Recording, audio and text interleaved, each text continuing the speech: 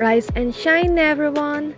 This is the chapter 4 of the book Children of the City by Amadis Maria Guerrero. Enjoy listening!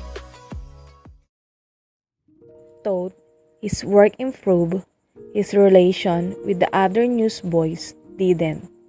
Nasho remained his only friend, and whenever he was around, the other let Victor alone. He couldn't make them out at all. With other rough games and harsh tongues, their smoking, their constant beating. All one time he was jolted awake from the dreamless sleep by the concentrated yells of the newsboys, who were hurling missiles, with the drivers reacting by merely stepping on the gas and the passengers cowering in alarm.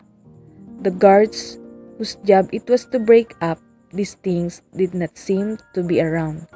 No one could give an explanation for the sudden outburst. Victor was eventually allowed to sell both editions of the paper, and his daily quota was increased to 20. Soon, he was making about 3 pesos every day, sometimes more. His beat late at night was transferred to the Boulevard district, where he peddled the provincial edition to nightclubbers and cocktail langers. In the early hours of the morning, he would distribute the city edition to his Blumentritt customers.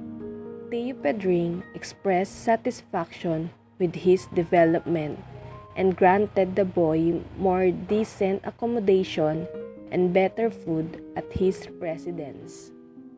Victor settled down in the routine, which would be livened out sometimes by big events like an earthquake.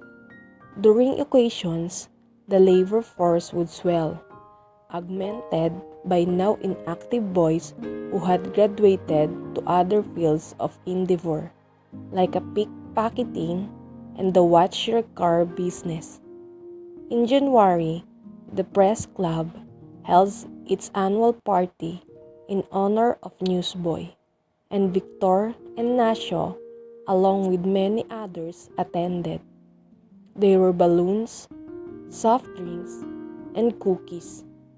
Nasho kept stuffing this into his pockets, to the great amusement of Victor, who was tempted to do the same, but there didn't seem to be enough around.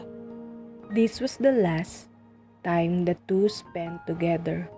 Within a week, Nasho met his death violently. He had been run over by a car while recklessly charging into the street following the release of the first edition. The following afternoon, the sign stood at the corner leading to the newspaper building. "Slow down, newsboy coming out." Victor grieved for his friend, and from that time on, he became even more taciturn and withdrawn. He avoided the boulevard by night, with its motionless ships, its necking couples, jagged embankment and swaying trees, and stuck to the well-populated areas. The bar district in the southern part of the city began to attract him, and fortified by his sheaf of newspaper, which was like a badge of distinction for him.